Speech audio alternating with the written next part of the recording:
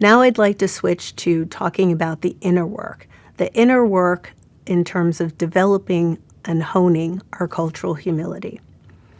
So I'm going to briefly introduce you to 3 enhancement tools that will help us as we move through this process.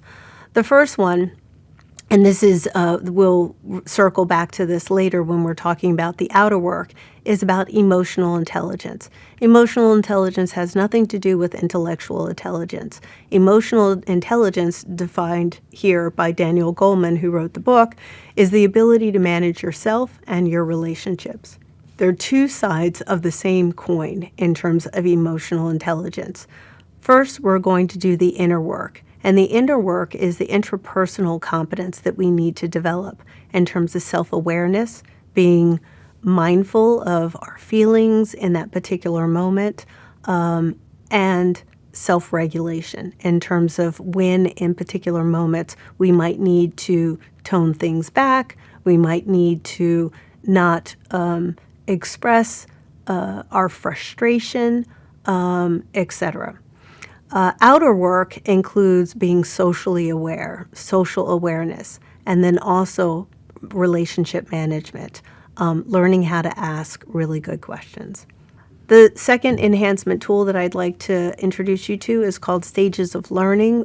This was initially developed by Maslow, and here there are 4 different quadrants. So in the introduction where I told you the definitions of both cultural humility and cultural competence, one thing that was emphasized in both of those definitions is that it's an ongoing process. There is no graduation from of cultural humility or cultural competence. As long as you are alive, you are hopefully going to be a lifelong learner, and you will be continuing to hone and develop new aspects of cultural humility and cultural competence. But first, let me just say, with every sort of new aha moment as we figure things out, that with those particular items or those particular challenges, we are circling through 4 different phases as we are developing our competence. And often we are unaware.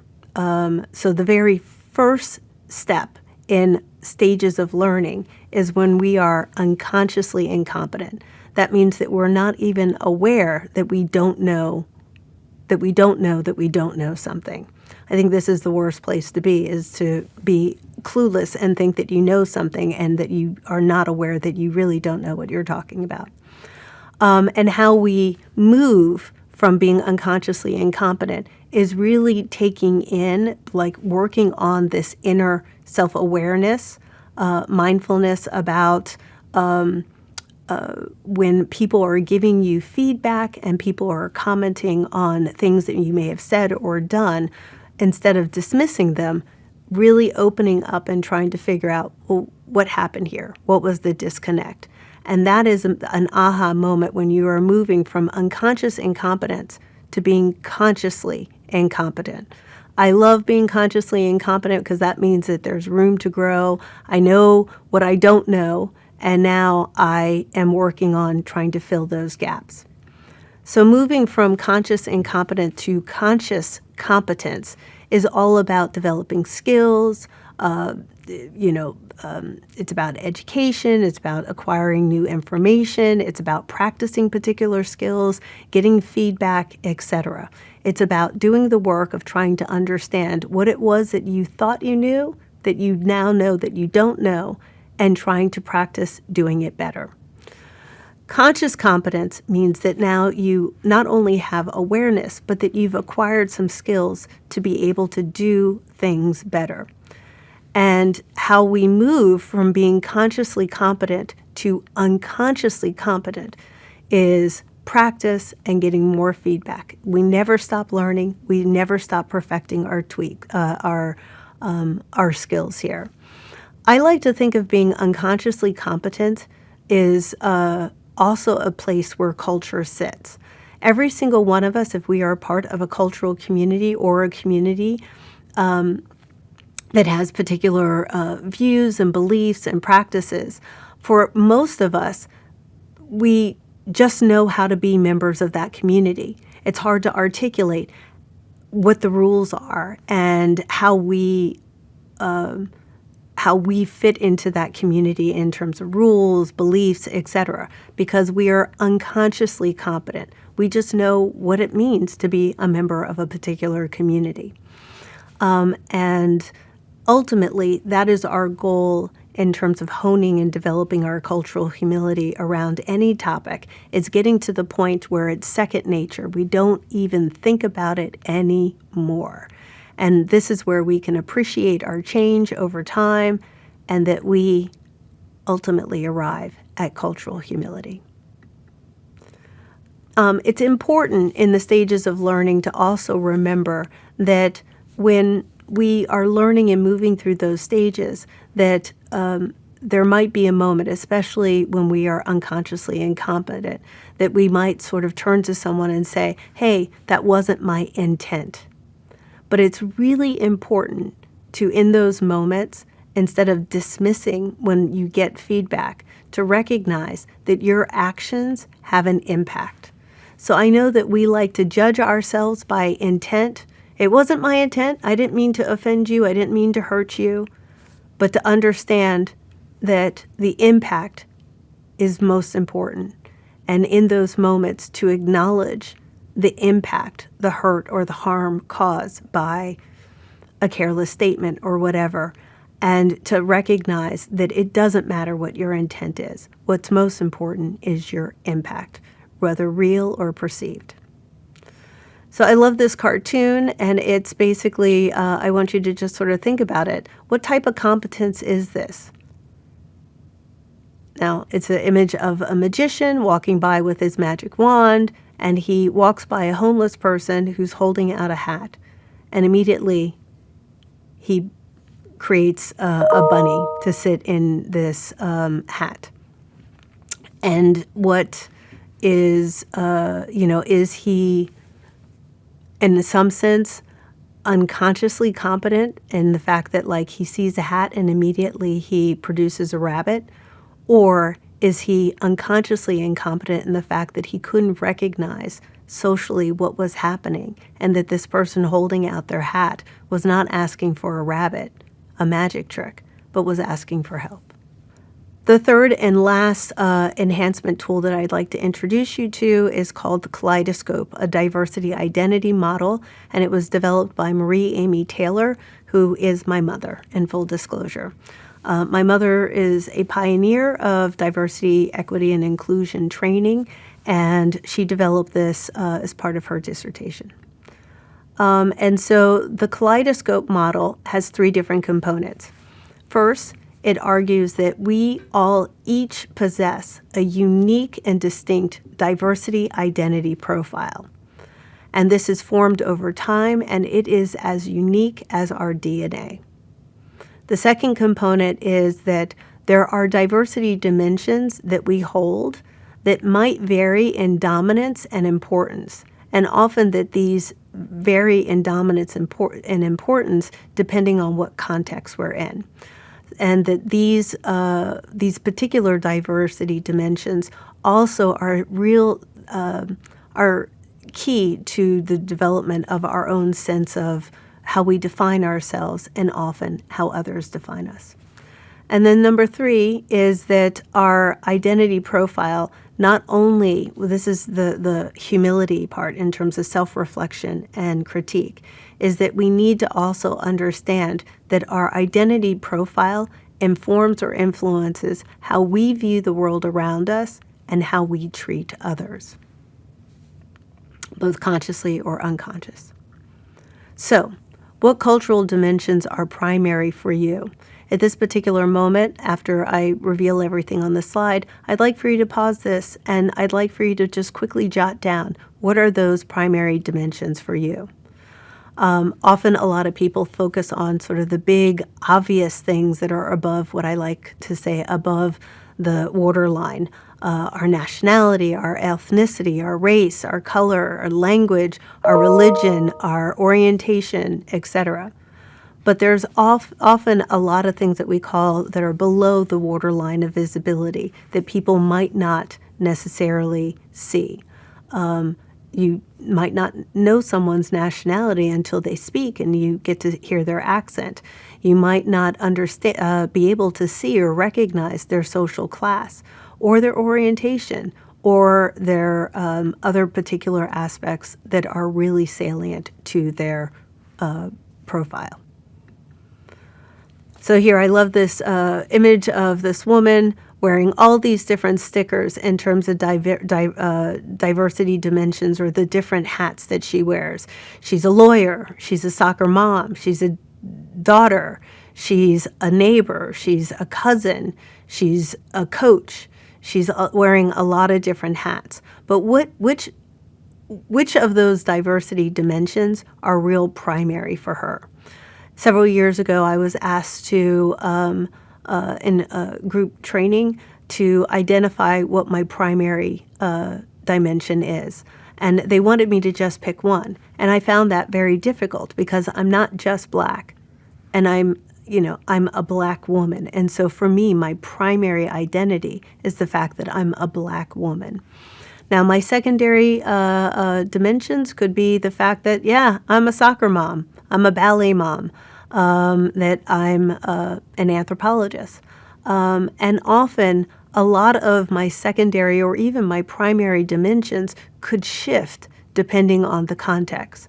Yes, I might be within a professional context known as Dr. Tonya Taylor, but, when I'm at the PTA and I'm the PTA president, that doesn't have any value in terms of my identity. I am just the mother of my kids. So think about what's primary for you. Is it race, color, sex, gender identity? Secondary, could it be something like your birth order or your professional identity? And contextual, could it be that, you never ever think of yourself as being American until you're on vacation where you're confronted with the fact everyone sees you as just an American. So what I'd love for you to do is I'd love for you to pause, and I'd love for you to just work through write down what are your primary, secondary, or even tertiary identity dimensions for you, and how has that changed over time. I'd like for you to think about how important are your identities to how you see yourself and how others see you. And third, how do your identities, multiple identities, impact how you see or engage in the world as a provider? I want to just also mention that intersectionality is really key here, and the fact that we hold on to number of identities, which is what I was trying to illustrate in talking about the fact that I'm a Black woman. Principle number 3 is also understanding that some of our profile dimensions come with varying degrees of power and privilege. So what I'd like to do now is I'd like to do another activity that you will pause the slide and the video, and you will work on. So you can do it two ways. You can draw a bar line like this, starting at 0 and moving up positively and moving negatively, or you can just add up the points. So start at 0, and I want you to give yourself a point if you are this particular aspect, and I want you to subtract a point if you are not. Are you a man? Give yourself a point. Are you gender conforming? Maybe you don't have to subtract a point. Just not give yourself a point. Are you gender conforming? Are you cisgender? Are you presenting as a man and you're that is aligning with your biological sex? Did you grow up in upper or middle class society? If your parents have an advanced degree, give yourself a point. If you are white, give yourself a point. If you are heterosexual, give yourself a point. If you are able-bodied, and if you, for example, have an invisible disability, think also about that in terms of if you are neurodiverse, don't give yourself a point. If you are Christian, give yourself a point. If you are young, give yourself a point. And if you have been told that you are attractive or are aware of your attractiveness in society, give yourself a point. Now, what I'd like for you to do is I'd like for you to total that up. And maybe some of you might have, I think there are 10, there's 4, 5, 6, 7, 8, 9, 10. So you should have max 10 points, but some of you might have 2 or 3. So this is the social power privilege grid. And on here, basically, we highlight how with a lot of those questions that I asked, and the fact that if you are not male, if you're female or intersect, that sort of this is that within society, you have less social power or considered to be on the margins. And all of those variables that I listed before are perceived as having more social power and in the mainstream.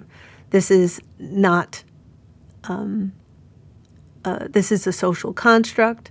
It doesn't necessarily mean this, but we live in society where certain aspects of our identities are privileged over others. So, if you are a woman or gender nonconforming, or if you're transgender, you have less social power. If you grew up in lower class, working poor, or your parents are non-credentialed, you would not get an extra point. If you are white and light-skinned, you get a point. If you are anything else, Asian American, Black, Latinx or Latino, Hispanic, Native American, Arab American, anyone who's got some melanin, you don't get a point. In terms of orientation, if you are anything other than heterosexual, then you don't get a point. In terms of being able-bodied, if you have an invisible disability, whether it be intellectual or neurodiversity or just differently abled in terms of other types of disabilities, you don't get a point. If you are anything other than Christian, you don't get a point. You are on the margins, and that includes both Jews, Muslims, Buddhists, Hindu, Sikh, non-Christian, atheist, and agnostic. And finally, if you are young, you get a point, and anything else, you don't get a point. Unfortunately, in society, there is something called lookism, and if you feel beaten up by lookism in society, then you will know what we're talking about in terms of not getting a point here. So this is a privilege check. And I hope that you will look at your number and think about your score as it pertains to your particular level of social power in society. Now, I do want to say that these lectures are developed mostly for our trainees that are in the process of becoming healthcare professionals. And so with that comes your degree and expertise. And that is absolutely going to afford you some social power. But when you take into consideration that you're not always walking around in your scrubs and your white coat and with a badge that says doctor or nurse, MP or whatever, that, you know, a lot of that social power is really linked to those primary categories that I listed before. So, a privilege check. If you don't have to think about your race, nationality, language skills, or articulation patterns, you live in privilege. If you don't have to think about your spirituality, religious beliefs, you live with privilege. If you don't have to think about the negative treatment you may or could possibly receive because of the way you look, you live with privilege. And if you don't have to think about how others might see and treat or relate to you based on your gender, sex, or orientation, you live with privilege. If you speak up and even interrupt others without questioning if you will be listened to, you live with privilege. If you go places alone, even at night, without thinking of whether or not you'll be safe from assault or even being stopped by the police, you live with privilege. If more or most of the unpaid and emotional work of taking care of your home, your children, and your social network is done by your spouse or partner or significant other, you live with privilege. The majority of your teachers and role models, if they are members of the same diversity identity group that you have, you live with privilege. If you don't have to think about how normal you might appear to others based on your behavior or your mental capacity, you live with privilege. And if you don't have to think about the treatment you might receive in an emergency department or being stopped by law enforcement, you live with privilege. If you don't have to think about it, it's a privilege. And if you have to think about it every day, it can be exhausting, an exhausting burden, and an ever-present reality and a constant challenge, but also an invitation to thrive.